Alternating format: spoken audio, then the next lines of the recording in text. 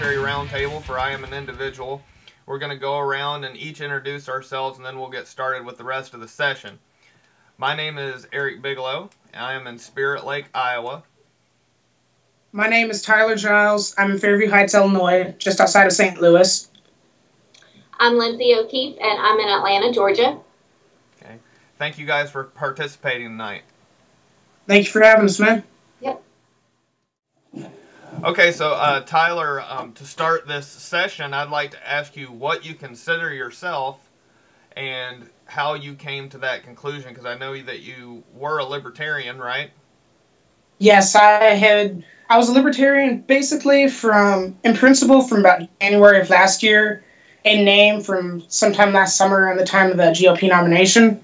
I now consider myself to be a voluntarist 100%, and I see it as the idea that just makes the most sense in every reasonable way. Well, what pulled you into the voluntarist philosophy finally? Like, what's the word I'm looking for, Lindsay? What finally pushed you over the edge? Does that sound right? Yeah. Jesus is an anarchist. I read that article, and I just there's no denying this logic. But I also have to say that Lindsay and Eric, but especially Lindsay, talking to me for hours on end, days on end, was an amazing help. Thank you. You're welcome. So what kind of things did you guys talk about? What kind of questions did he ask, Lindsay, and how did you answer those? Well, just the typical questions I think that most people have, even I have myself, like how you would handle law, how you would basically handle things that we're so used to government handling now. How would that be in a voluntary society with no government? So it's really just getting people to understand that we can do things on our own. And once you make that connection, then, I mean, you're pretty much sold on the idea. Right. It's like totally, it's hard to deny that. I mean, it just makes too much sense. Right. One thing I will say is I never had to ask about the roads. I figured that one out myself. And I actually addressed that issue specifically in my paper for V2. Ah, well, I'm anxious to read that. That's going to be a good one. Yeah, it's about a paragraph of discussion on that topic, so. Now, I find it interesting that you mentioned Jesus as an anarchist. Wasn't that by a guy named Redford? That sounds right, but I honestly don't remember. Redford? Yeah. James Redford, I think it was. Yeah, so anyway, Yeah. actually that article really influenced me as well. It made me see Jesus in a whole new light. And I think it was you who sent it to me, wasn't it? Maybe it was. I know I've posted, okay. I know I've posted it a few times. Yeah. So what I want to get to here is, there's kind of some rabid atheism going on in the movement, and there's nothing wrong with atheism if that's what people believe, just like there's nothing wrong with Christianity if that's what people believe. The problem is when people go outside their sphere and try and force people to believe certain things. Well, there's people out there that say you can't be voluntarist and religious or spiritual or anything of that nature, and I totally feel like that essay by Redford, Jesus as an Anarchist, basically proves that if you're going to be a Christian, you have to be anarchist. I agree with you 100%. And what I would say to those people who try to say you can't be religious is, how does that sound any different than a totalitarian communism telling you you can think this and nothing else? You're free so long as you think what we want you to think. I don't see where there's a difference at that point. I don't see it as true voluntarism to try to tell somebody what they're allowed to believe. Right. I see it no different as, obviously a lot of voluntarists read Lysander Spooner, and Lysander Spooner says, vices are not crimes, right? That's one of his essays that are so prominent in the voluntary. I need to read that one. I have not read that one yet, but I did like No Treason. That was a very mind-opening essay. Yes, it's very good. And basically in Vices Are Not Crimes, he talks about, you might not agree with somebody smoking tobacco, but you know what? They're free to smoke tobacco if they choose. They can have the most revolting habit, the most revolting habit you can imagine, but they're free to have that habit. Now, a lot of the voluntarists would say, yeah, that person's free to smoke weed, free to shoot heroin, free to smoke crack. They're free to do whatever they want. They're free to be, straight, homosexual, whatever. They're free with their own body, right? But then the minute that you bring up that they want to be religious, then they're like, no, you can't do that. Well, what's the difference? Could it be considered a vice? Or could it be, it's you know, so you're telling me that somebody can shoot heroin, but they can't believe in Jesus Christ? Yeah. And I've had a problem with that. And honestly, had I found this movement from those kinds of people, I probably would not have opened up to it. But Tyler, I remember the way me and Lindsay really started talking was some guy came and trolled her page with that argument, and I jumped in, and me and her kind of got to know each other based on those comments. Right, yep. I don't see it as an issue in a voluntarist society at all. If you want to be religious, you can do whatever you want to in your own home, so long as you're not forcing it on someone else. Exactly. I mean, you can't control thought and emotion, and that's what a lot of religion is for people, is thought and emotion. So, you know, trying to control any aspect of that in a voluntary society is contradictory to its own philosophy. Exactly. Exactly. I keep trying to explain that to people. Most of them, sadly, just don't get it. Yeah. Tyler, me and you messaged back and forth a little bit, and you were interested in talking to us about homeschooling. Now, have you been homeschooled your whole life? Aside from kindergarten, yes, I was. I started in first grade. Okay, can you give us a little bit more background on that? Okay, so for the beginning of my life, I lived in a little middle-of-nowhere town called Summerfield, Illinois. So, you know, as far as public schools go, decent district, extremely small. I don't think there was ever a class of more than 15 people tops. So, you know, everything was good there. But then, around the time of 9/11, my dad got stationed at the Pentagon. He's retired Air Force. So, my mom was looking at the school districts before we moved, and she did not like any of them, for good reason. And she remembered and family member talking about homeschooling years ago, so she decided to look into the movement, and we gave it a try. For the first couple of years, you know, it was kind of unorganized. We were new to it, didn't quite know what we were doing, but then we slowly started to figure things out. And I actually graduated last year, class of 2012. Ah. Now, what are the advantages that you see between homeschooling versus state-run schools? This is basically the main topic of my essay that I'm submitting for the V2 book. It's coming out this year. But I'll kind of break into two sections. First off, the problems I see with the state-run public schools. In a voluntarist society, we teach individuality and the non-aggressive principle. Non-aggression would include taxes, because taxes is basically legalized theft of your money. And if you don't pay, they use force against you. So that's a violation. And in my opinion, if there is a way to avoid using services paid for by that means, you should do it, if there's any theoretical way to do so. So when you're sending your child to a public school, when there's another realistic option, you're really teaching them, oh, whenever the situation is whatever, it's okay to live off of the taxes of other people who have paid into this that didn't want to. And that's kind of a violation of our whole idea, in my opinion. Not only that, but you've all heard the saying, the winners write the history books, correct? Yeah. Yes, I heard that. I mean, if you think about it, the government is in charge of the curriculum, right? Correct. So what's going to happen? They're going to make it look like they're the good guys through everything. Pick up a public school history book, read about Abraham Lincoln. They're going to make him out to be a hero. Oh, yeah. Okay? Yep. Well, in the state-run schools, they're not going to teach anything that goes against the state, right? Exactly. Because they read the history books, they're going to make themselves look good. And public school is designed to teach you what to think, not how to think. I think I've seen a picture going around Facebook, too. It was like someone took a picture out of, like, their government book, you know, government as far as class goes. Yeah. It said something like, well, without the government, nobody would build the roads. How would we have education? Where would we have our armed forces? And it was basically like addressing all the things that we talk about and saying that, you know, it's not available without the government. Yeah, statism 101, right? Yeah, yeah. That like, was in a that was in a meme on Facebook? Yeah, it wasn't a meme. It was just someone took a picture and said something like, look at what's in my kid's government class book. Yeah, it's ridiculous. Yeah. It was crazy. I was like, wow. So, Tyler, me and my wife, Crystal, we've just this year started homeschooling Allie, our daughter. And I totally know what you mean, what you guys went through the first year or two, I believe you said, that it was a little bit disorganized and you're kind of learning how to do it.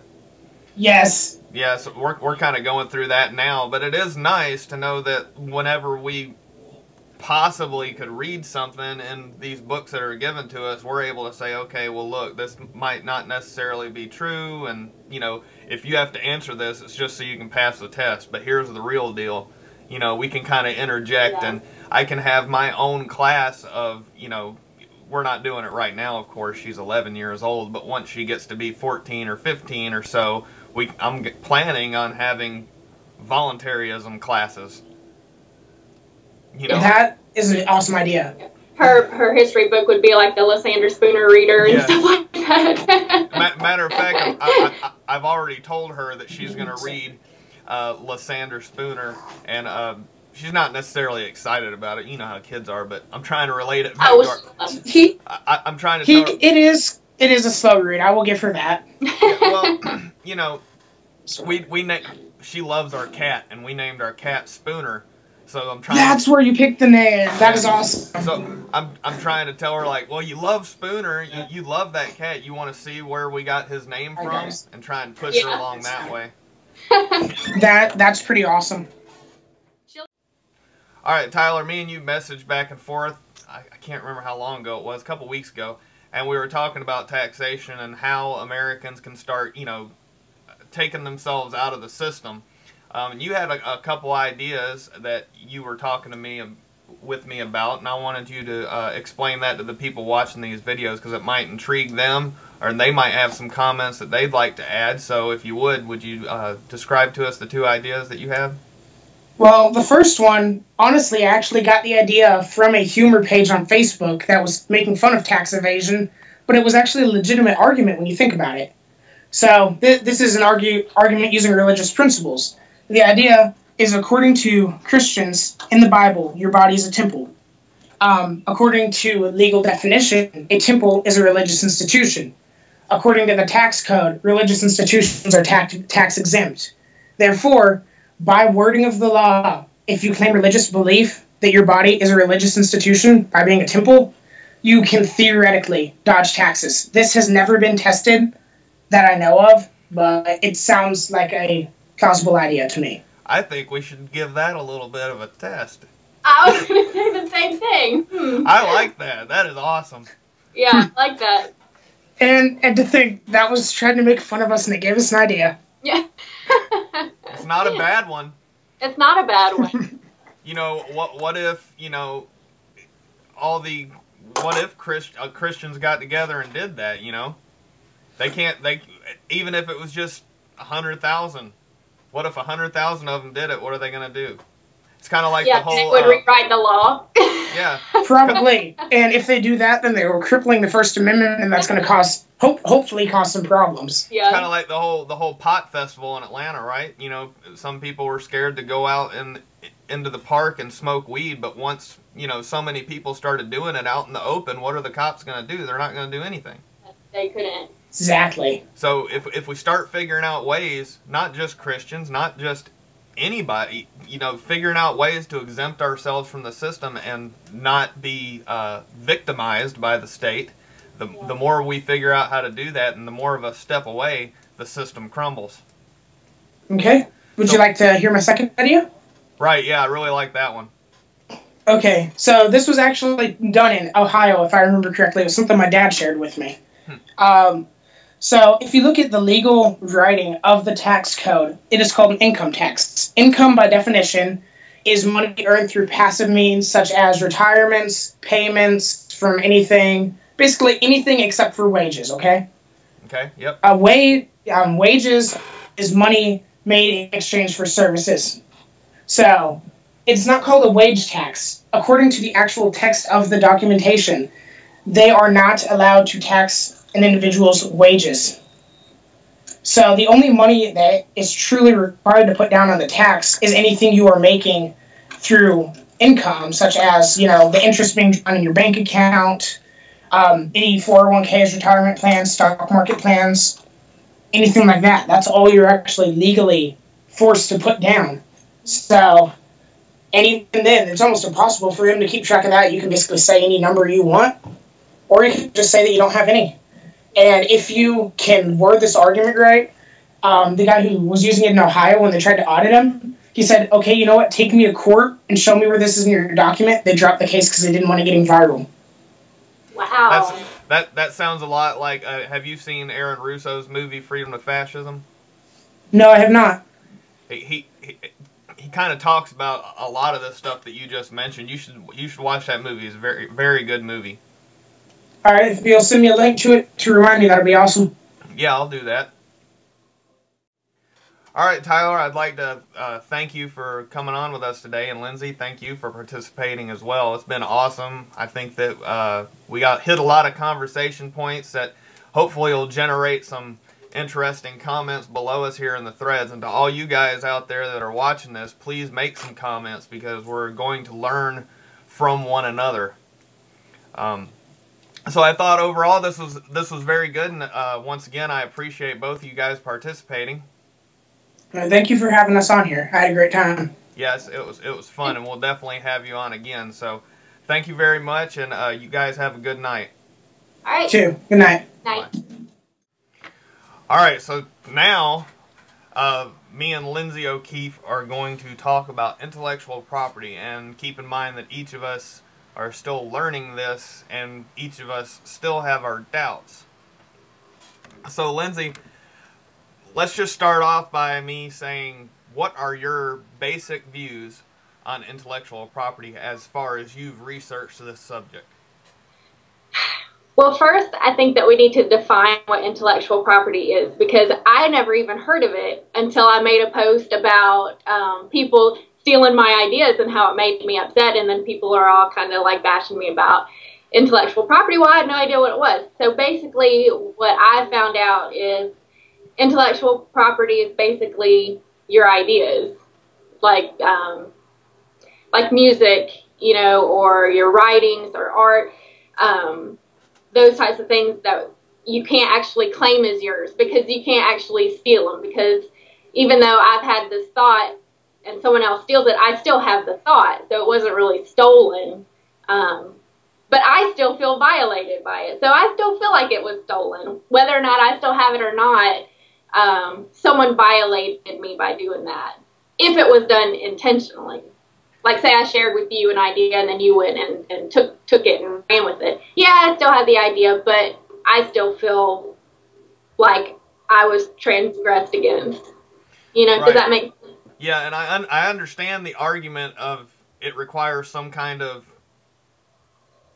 tangible. No, well, it requires some, like, say you stole an idea from me, it still requires some kind of force that I will pay for on my part to go after you for stealing my idea.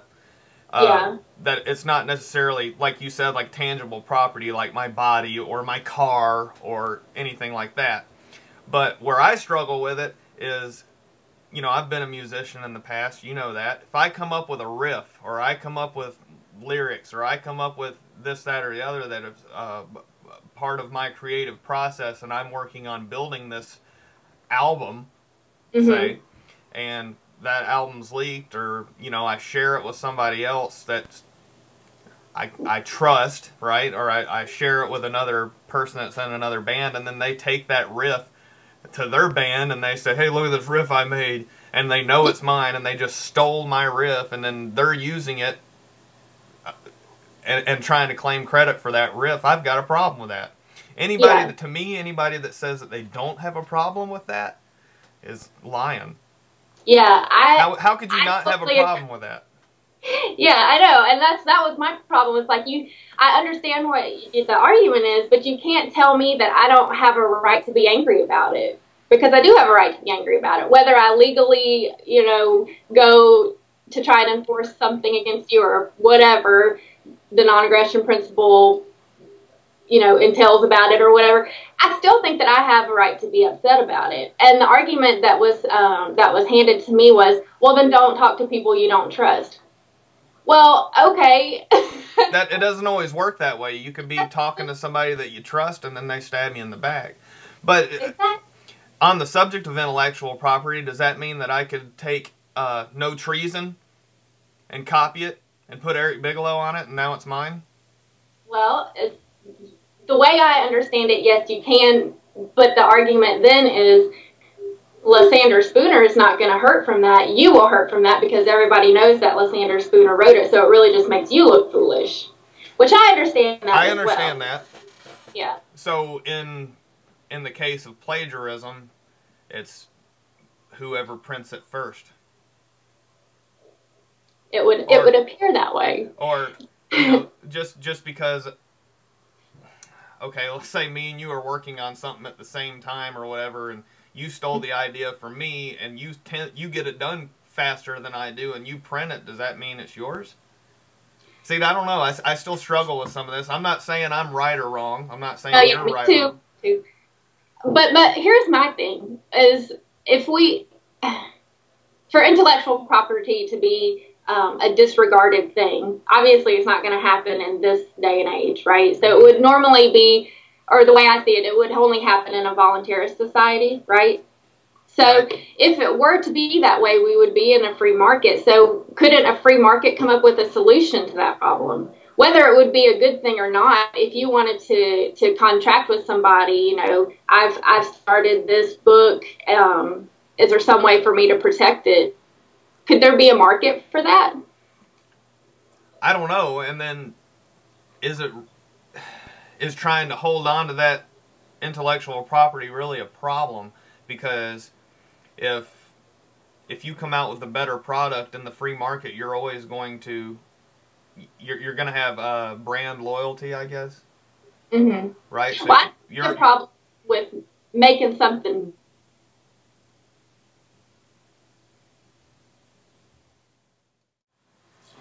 My problem is well, I don't have a problem with expanding on ideas or learning from ideas, improving them, making them better. You know, that's how we do evolve. That's how we do grow and make new products. My main concern with the whole IP thing that I'm having a problem wrapping my head around, because I agree with a lot of it, but the problem that I'm having with is the plagiarism side of it, and that aspect of it. Or, you know, because it could really hurt somebody that has put a lot of hard work and effort into something, you know, like say your music or your book, and someone else to claim ownership or authorship to what you've spent hours or months or years even creating. I just have a hard time with that. Okay, so let's say that I'm writing something and you stole it and published it under a voluntary society. How do I go after you? That's where I'm having a problem with it. That's where I was saying, you know, maybe there is some kind of free market solution to it. Or does it all boil down to what do they call it? Ostracism to a point. Social. That's what I was going to say. There wouldn't be anything stopping you from saying, you know, look at my dated materials. Look at what I've written. I've written this way before, you know, Lindsay came up with it. So you could just go public with it and say, she's fraudulent. You know, she's a fraud. She didn't do it. So it basically would boil down to not necessarily trying to go after you in the legal sense, but trying to go after you in the reputation sense. Right. Yeah. See, I can agree with that. Yeah. I can agree with that 100%. Yeah. So that very well could be a solution. There wouldn't be anything preventing you from doing that. So the other thing with music, I can't remember who I was talking to, but what had come up was illegally downloading music. Mm-hmm. Should that be illegal? And I'll admit, my initial response was yes, it should be illegal, because that's, at the time, I believe that was the artist's property. Yeah. Even though I'm guilty of downloading music, mm-hmm. you know, but it was wrong of me, and, you know, I've done it. But in any case, you know, I was like, yeah, because that's the artist's property. And the question that was brought up to me then was, well, you downloaded it to hear it, right? Yeah. and you think that should be illegal. Well, what's the difference in somebody letting another person or letting another individual borrow that CD? Yeah, the transfer, I know. and the same thing with a book, right? Should you be able to illegally download a book? Well, my answer may be no, but what's the difference in me illegally downloading the book and letting you borrow the book? The transfer of information still occurred. You're still getting that information and education up here regardless, but we're not against letting somebody borrow it. Yeah, I can see where having laws against that could actually hurt the author or the musician more than anything, because they're not going to get the exposure that they would normally get. So say you downloaded something from a band that you'd never heard of, and you did it illegally, and you liked it. Well, when they come to town, you might pay to go see them, or you might go pay and buy merch from them, you know. That's true. Same thing with an author. If they come out with a new book, you'd be like, oh man, I remember reading that book. I'm going to go buy this new book of theirs. Yeah, because a lot of people, like, they will illegally download something, which, you know, whatever. Whether you think it's illegal, should be illegal, is whatever. Yeah. And, like, I may illegally download the new Clutch album, you know. But hey, you know what? I'm such a fan of Clutch. Even if I illegally downloaded it just so I could hear it a week before, I'm still going to buy the album when it come out, because I'm a big fan of their work. And I think most people are like that when they have a book, an author, or, you know, a band that they really like. They want to get the tangible piece of that, because it's kind of like they own a little bit of that creation. Yeah. Does that make any sense? I agree with you. And people that illegally download more than likely wouldn't have bought it anyway. Yeah. You know? Like, so you're getting exposure to people that normally wouldn't have purchased your music or your book or whatever anyway. So right. I agree with that argument too. I think it's a difficult subject. Yeah. I really do, because it takes a lot of thought. Yeah. And I'm still learning. You're still learning. And there's people out there that are going to watch this, and they're still learning too. And there's going to be people out there that know a lot about it that'll watch this and hopefully make comments to educate us a little bit more about it. And there's nothing wrong with that. We need to learn from one another, right?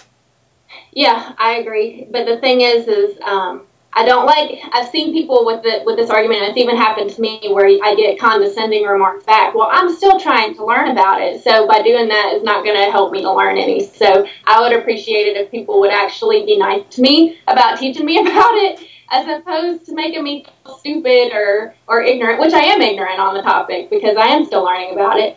But don't make me look foolish for wanting credit for my work. Right. Stuff like that. Because everybody wants credit for their work. Otherwise, you know, I don't write a paper and not sign my name to it. I'm going to sign my name to it because I'm claiming ownership to the words that I wrote or organized on that piece of paper. So for me, yeah, I want to claim some sort of ownership to my thoughts or ideas. It's not about money. It's just about it. Right. Well, and you know, that's what the I Am an Individual page and the Voluntary Vixen page and everything, we're really trying to promote the positive dialogue. That's what the liberty movement needs, not all the condescending attitudes, not all the, you know, I'm more intellectual than you because, you know, I've read so many more books than you, or whatever the case is. We don't we don't need that in the movement. And it seems like that part of the movement has grown, and now it's time to get back to the basics and just be respectful to one another and help each other learn. That's how the movement's going to grow. The movement's not going to grow by condescending asshole attitudes. I agree. I mean, we're all still learning. Some are a little ahead of others, and I understand that, and that's perfectly fine. Yep. But nobody's crossed the finish line, and nobody ever will cross the finish line of learning. So we need to help each other come to conclusions, not criticize each other for their own opinions at the time. And voluntarism isn't definite, right? So it just breaks the barriers of the state and allows the free market to kind of control things, you know, and decide what's valuable and what's not valuable, and what will be eliminated and what will be maintained. So there's not all the answers within voluntarism. No, not at all. So it's a learning process. The whole thing is. The whole thing, yes. And, and there's a lot of unknowns with it. But we would rather have the unknowns and the opportunity to create than to be controlled by the state. So everything is learning. Everything is finding out the best options. There's no definite. So in order for us to figure out the best options, we have to be respectful to one another and have good, honest debates and be friendly with one another and positive and not be condescending and hateful. Yeah, we want to bring everybody to a conclusion together, not eliminate people from having an opinion, even if it's not your own opinion. Right, exactly, exactly. So, well, hopefully this little video that we've made at the end of Tyler's, I guess we'll call it interview or roundtable, will generate even more discussion, because I would like to get somebody that is very knowledgeable about IP to have a discussion with you and I. You know, not necessarily to prove us wrong, but to really have a debate and say, well, you know, how would it work in this? How does it work if somebody steals my riff? How does it work if somebody steals my writing? Or, you know, because it's things that we don't know and don't necessarily understand yet. So, but to the people watching this, if you're really experienced in intellectual property and that subject matter, please get a hold of us at I Am an Individual, and let's set up a roundtable. So thanks again, Lindsay, for having this discussion. Yep, no problem. Good night. Night.